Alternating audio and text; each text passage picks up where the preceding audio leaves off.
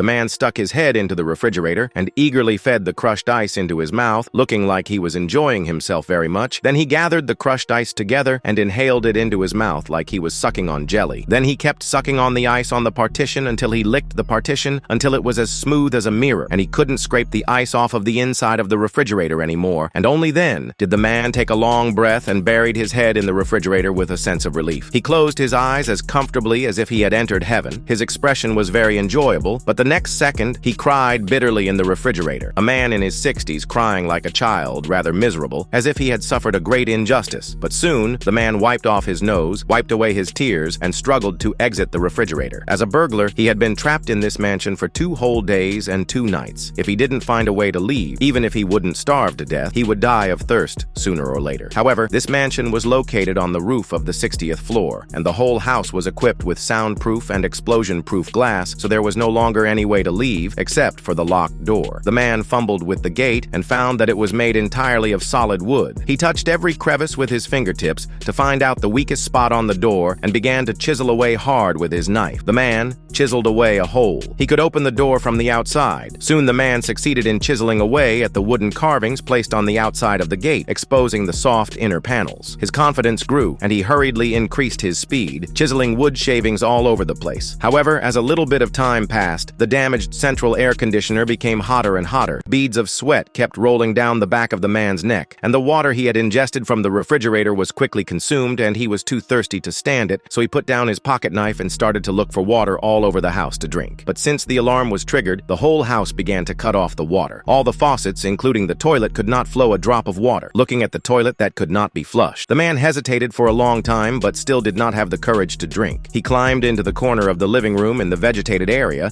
dug out the automatic sprinkler pipeline, but unscrewed it and found that there was not even a single drop of water inside. Finally, the man stared at the luxurious fish tank in the living room. He tried to stick his finger into the tank, dipped it in water and put it to his mouth and sucked it hard, but the bitter and astringent taste of seawater inside rushed straight to his brain, making his already dry throat even more uncomfortable, and he had no choice but to endure his hunger and thirst and continue to chisel the door, and suddenly the tip of the knife was blocked by something, and there was a dull thud. He hastily touched with his fingers, and not the touch of wood. The man rushed to poke with the tip of the knife, and finally despaired to find the door is actually sandwiched between a layer of solid, thick steel plate. No professional tools is simply impossible to open. Desperate, he was lost in the coffee table trying to use the walkie-talkie to call his accomplices for help, but his accomplices have long since given up on the man, who shouted off and on throughout the night, but there was never a response.